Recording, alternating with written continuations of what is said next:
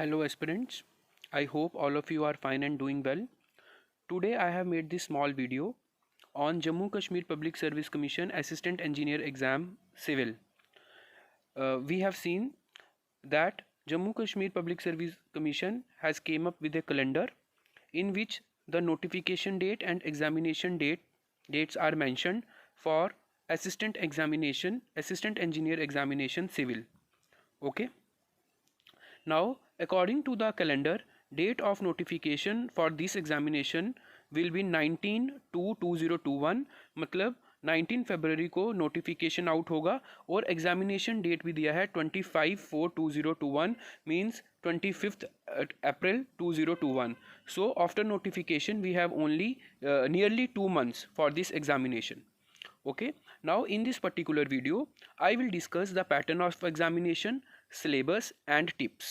Okay, so let us start with the pattern of examination. देखिए ये जो exam होगा असिस्टेंट इंजीनियर का, इसकी दो स्टेजेस होंगी. Number 1 is written test and the other is personality test और interview. Okay, so let us talk about written test first. Written test में जो टोटल नंबर ऑफ क्वेश्चंस रहेंगे वो 120 रहेंगे और टोटल मार्क्स भी 120 रहेंगे, जिनको बाद में 60 मार्क्स में रिड्यूस कर दिया जाएगा. For example, if you score 100 marks out of 120 then your score will be 50 out of 60. Okay, so इस तरीके से जो हमारा स्कोर है उसको 60 मार्क्स में रिटन के स्कोर को रिड्यूस कर दिया जाएगा. और एक और चीज़ हम ध्यान देंगे, पहले नेगेटिव मार्किंग नहीं होती थी, अब पीएससी के हर एक जो पेपर है उसमें नेगेटिव मार्किंग स्टार्ट की गई है. Okay, so there will be negative marking also, that may be 0.25 marks for the wrong answer. Okay, so again हम एक बार फिर से देख लेते हैं. Total questions 120, total marks 120 which will be reduce to the 60 marks. Okay, next personality test जो रहेगा वो 25 मार्क्स का रहेगा. पहले ये 40 मार्क्स का होता था, नाउ ये अब 25 मार्क्स का हमारा इंटरव्यू के मार्क्स रहेंगे. अब हमने देखा कि रिटन टेस्ट जो थे उसके मार्क्स थे 60, इंटरव्यू के रहेंगे 25, तो टोटल मार्क्स हमारे पास हो गए 85. Now what about the 15 marks, क्योंकि ये टोटल हमारा जो रैंक बनेगा स्टूडेंट्स का, एस्पिरेंट्स का, वो आउट ऑफ 100 बनेगा. तो व्हाट अबाउट द 15 मार्क्स, एक बार वो भी देख लेते हैं. तो अदर 15 मार्क्स हमारे पास कहाँ से आएंगे? सबसे पहले हायर क्वालिफिकेशन. हायर क्वालिफिकेशन जो है वो 8 मार्क्स, वो भी कैसे डिवाइड की है वो हम देखेंगे नेक्स्ट स्लाइड में. स्पोर्ट्स का 1 मार्क है, एनसीसी 1 मार्क है, स्पेशल एट्रीब्यूट्स ये भी हम देखेंगे क्या चीज़ हैं. तो ये 8 और 5 मार्क्स को हमें थोड़ा सा और डिटेल में देखना है. ओके, तो हमारे पास ये जो 15 मार्क्स हैं इनको अगर हम हायर क्वालिफिकेशन में देखें तो क्या है, अगर आपके पास 1 ईयर पोस्ट ग्रेजुएट डिप्लोमा है, मतलब पोस्ट ग्रेजुएशन के बाद, मतलब आपकी बीटेक के बाद आपने कोई डिप्लोमा किया है तो उसके 2 पॉइंट्स हैं. अगर आपने 2 ईयर पोस्ट ग्रेजुएट डिप्लोमा किया है तो उसके 3 पॉइंट्स हैं, मतलब मार्क्स हैं. यहाँ पर पॉइंट्स मार्क्स को कहा जा रहा है. अगर आप एमटेक हैं, ठीक है, तो आपको 4 मार्क्स मिलेंगे. ठीक है, अब देखिए यहाँ पर एक कन्फ्यूजन है कि सपोज किसी ने 1 ईयर पोस्ट ग्रेजुएट डिप्लोमा किया है या 2 ईयर पोस्ट ग्रेजुएट डिप्लोमा किया और एमटेक भी किया है, ठीक है, तो उसको यहाँ तक एमटेक तक 4 मार्क्स मिलेंगे. ठीक है, मतलब ऐसा नहीं है कि उसको 2 पॉइंट्स इसके एक्स्ट्रा मिलेंगे, 4 मार्क्स इसके एक्स्ट्रा मिलेंगे. ओके, तो उसको एमटेक तक 4 मार्क्स मिलेंगे. उसके बाद अगर एमफिल किया है तो उसको 5 मार्क्स मिलेंगे और अगर वो पीएचडी है तो उसको 8 मार्क्स मिलेंगे. ओके, सो मोस्टली स्टूडेंट्स में जो कन्फ्यूजन है वो ये है, क्या इस बार एमटेक के मार्क्स एडिड हैं फाइनल मेरिट में? बिल्कुल हैं. पहले 5 मार्क्स हुआ करते थे, now there are 4 marks only for the MTech. Okay, so next is special attributes जो कि 5 मार्क्स का था. स्पेशल एट्रीब्यूट्स में क्या, देखिए अगर आप गोल्ड मेडलिस्ट हैं या आपने अपने कॉलेज या यूनिवर्सिटी में, not in the college basically in the university, अगर आपकी फर्स्ट पोजीशन रही है, ठीक है, उस पर्टिकुलर ईयर में जब आपने पास आउट किया है, तो आपको वहाँ से 1 मार्क का जो है एडिशन हो सकता है. प्लस सेकंड है पब्लिकेशन. पब्लिकेशन मीन्स अगर आपने कोई रिसर्च पेपर जो है पब्लिश किया है, ठीक है, उस सेंस में, तो आपको मिलेगी 0.25 मार्क्स पर publication.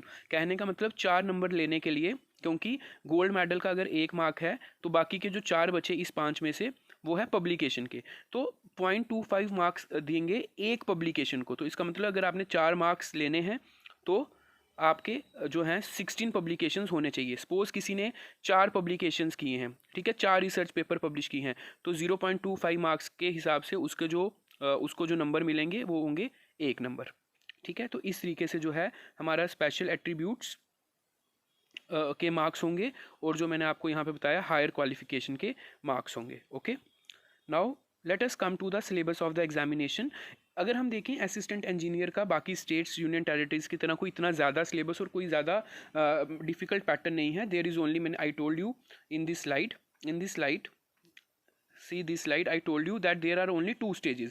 One is written test, और वो भी रिटर्न टेस्ट हमारा सब्जेक्टिव नहीं सिर्फ ऑब्जेक्टिव है. Okay, and other is the interview. So इतना ज़्यादा कोई डिफ़िकल्ट इसका जो है लेवल रखा नहीं गया है. I am talking about the stages, क्योंकि बाकी स्टेट्स में या यूटीज़ में हम देखें तो वहाँ पर ऑब्जेक्टिव पेपर होता है, उसके बाद सब्जेक्टिव पेपर होता है, उसके बाद इंटरव्यू होता है. Okay, so let us talk about the syllabus. Total सिर्फ 7 सब्जेक्ट्स हैं, जबकि हमें पता है कि हमारी सिविल इंजीनियरिंग में नियरली 18 to 20 सब्जेक्ट्स हैं जो हम कवर करते हैं. ठीक है, बट जो हमारा पीएससी का सिलेबस है उसमें अभी तक के हिसाब से सिर्फ जो है 7 कंपोनेंट्स हमारे पास इंपॉर्टेंट है, जिसमें फर्स्ट है mechanics, strength of materials, structural analysis, soil mechanics, foundation engineering, fluid mechanics and surveying. Okay, so these are the 7 components जो कि हमारे सिलेबस में मेंशन है. यहाँ पर एक और चीज़ आई वांट टू क्लियर कि यहाँ पर मार्क्स की डिवीजन नहीं है, मतलब मार्क्स की असाइनमेंट नहीं है कि जैसे सॉइल मैकेनिक्स 15 मार्क्स का आएगा, 20 मार्क्स का आएगा. तो इसलिए हमें सारे कंपोनेंट्स को इक्वली फोकस करके पढ़ना है, और इसलिए इक्वली फोकस करके पढ़ना है क्योंकि हमें नहीं पता, हो सकता है कि सॉइल मैकेनिक्स ही 40 मार्क्स की हो. ठीक है, या strength of materials he 45 marks का हो. ठीक है, हो सकता है फाउंडेशन इंजीनियरिंग में सिर्फ 5 क्वेश्चन पूछे हों.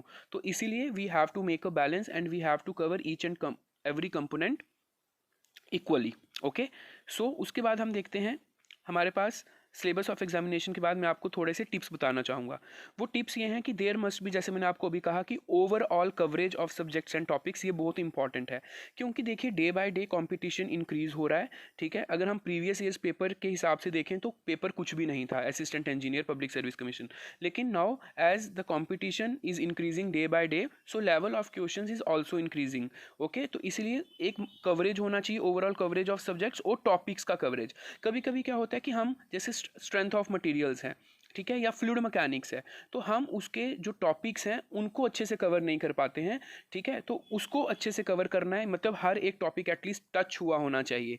ठीक है, मैंने जैसे अभी कहा लेवल में भी हाई दिस टाइम, क्योंकि लेवल हाई हो सकता है, कंपटीशन इंक्रीज हो रहा है, पेपर सेटर्स जो हैं वो भी जो है नए कंपटीशन के हिसाब से पेपर सेट करेंगे, तो इसलिए प्योरली ऑब्जेक्टिव अप्रोच रखनी है. ठीक है, अब आपको कोई ज़्यादा मतलब बड़े डिटेल्ड क्वेश्चंस में नहीं जाना है.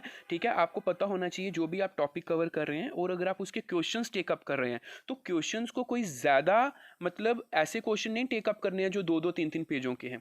ठीक है, मतलब आपको पता होना चाहिए कि एक क्वेश्चन की ऑब्जेक्टिव अप्रोच क्या हो सकती है. ठीक है, नो डाउट कुछ कुछ क्वेश्चंस ऐसे होते हैं जिनमें कैलकुलेशंस बहुत ज़्यादा होती हैं. एक स्टूडेंट्स का और डाउट रहता है कि whether the calculator will be allowed और नॉट. देखिए, अभी तक जो कैलकुलेटर था वो अलाउड था. ठीक है, calculator was allowed, but simple calculator was allowed. लेकिन ये अभी भी हम नहीं कह सकते, ये हमें जब पूरा नोटिफिकेशन आएगा तो उसमें मैंशनिंग होगी कि क्या कैलकुलेटर अलाउड है या नहीं है. ठीक है, तो इसीलिए द थिंग इज़ कि आपको, मैंने आपको पहले ही कहा there must be overall coverage of subjects. देखिए 7 ही तो हमारे पास कंपोनेंट्स हैं. ठीक है, और एक कंपोनेंट के नियरली 10 to 15 जो है टॉपिक्स बनते हैं, 15 टॉपिक्स आप मान के चलिए. ठीक है, तो इसीलिए वो हमें डिटेल में कवर करने हैं, और उसके लेवल को भी अच्छे लेवल से कवर करने हैं, और जो अप्रोच रखनी है वो प्योरली ऑब्जेक्टिव रखनी है, ज़्यादा लंबे चौड़े क्वेश्चंस में हमें नहीं जाना है. ओके, ये ना हो कि हम इंपॉर्टेंट तो कवर करें ही करें, साथ में बहुत सारी चीज़ें इररेलेवेंट भी कवर कर लें.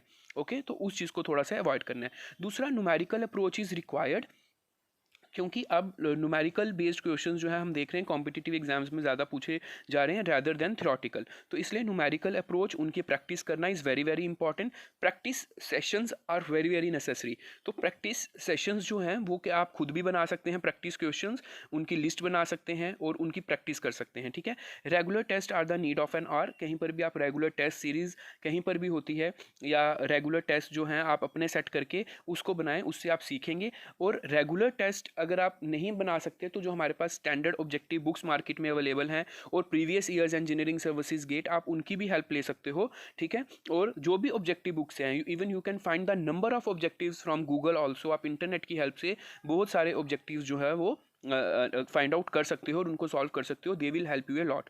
ओके, और लास्ट में मैं ये कहूँगा गोल्डन चांस है, डोंट मिस इट। एक चीज़ मैं यहाँ पर और ऐड करना चाहूँगा, मैंने सोशल मीडिया पे टाइम टू टाइम देखा है, बहुत बार क्रिटिसिज्म होता है पीएससी को कि there are only 20 post, there are only 22 post, तो ये बहुत कम पोस्ट हैं। But I want to say to all the aspirants, please don't think so, you just prepare hard, आप तैयारी कीजिए, आप मेहनत कीजिए, और उन 20 से 22 पोस्ट अगर 10 भी ओपन मेरिट की हैं, 10 ओपन मेरिट पोस्ट में ही अपना नाम ज़रूर उसमें लाइए, ठीक है। So you need only one post. मैं अक्सर एस्पिरेंट से कहता हूँ कि आपको अपने लिए एक ही पोस्ट चाहिए, please don't bother about the number of post advertise, ठीक है। अगर हमारे पास एवरी ईयर पोस्ट आए तो I think 20-25-30 post are more than sufficient, अगर, लेकिन provided one thing is must be clear that every year post आनी चाहिए। लेकिन चलो, अभी जो भी सिचुएशन है, जो भी number of post PSC advertise कर रहा है, वी शुड रिस्पेक्ट दैट, और हमें उसमें अपने आप को उतना तैयार रखना है कि हमारा उसमें नाम होना चाहिए। Okay, so I would say that this is a golden chance for all of you, क्योंकि इस टाइम पर हमारे पास जेई की पोस्ट भी हैं और हमारे पास एई की पोस्ट भी हैं। और मैं आपको बताना चाहूँगा कि ये वाले subjects mechanics, soil mechanics, strength of material, even foundation engineering, surveying, even I would से स्ट्रक्चरल एनालिसिस, हालांकि सेपरेटली जेई के सिलेबस में मेंशन नहीं है, लेकिन फिर भी यहाँ से क्वेश्चन पूछे जाते हैं। फ्लूइड मैकेनिक्स, तो आप देखें आपके 7 कंपोनेंट्स तो ऑलरेडी आपने जेई के लिए भी तैयार करने हैं। Okay, so try to study these subjects in a little vast way, so that आपके ये सब्जेक्ट्स ए के लिए भी कवर हो जाए।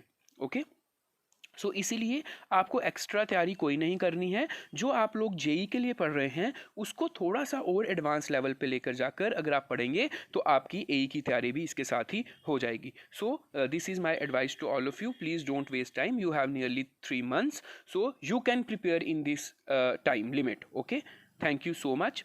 एंड वन थिंग मोर, अगर आप लोग और वीडियोस देखना चाहते हैं एई के रिलेटेड तो स्वाध्याय एजुकेशन के यूट्यूब चैनल पे पैटर्न ऑफ एग्जामिनेशन का एक वीडियो है, डिटेल में डिस्कस किया गया है। जेके पीएससी एई सिलेबस डिस्कशन, ये भी वहाँ पर डिटेल में सिलेबस और उसके जो कंपोनेंट्स हैं और टॉपिक्स को डिस्कस किया गया है। और my interview experience in JK PSC, ये भी आप लोग ज़रूर देखिएगा, क्योंकि इससे आपको पता चलेगा कि किस लेवल के क्वेश्चंस कैसे इंटरव्यू में क्वेश्चंस पूछे जाते हैं। और जब आप इसकी तैयारी कर रहे होंगे एग्जाम की, तो आपकी इंटरव्यू की तैयारी भी साथ साथ हो जाएगी, वंस अगर आपको पता हो कि कैसे क्वेश्चंस पूछे जाते हैं। ओके, क्योंकि हमें इंटरव्यू के लिए कोई सेपरेट तैयारी की ज़रूरत नहीं है।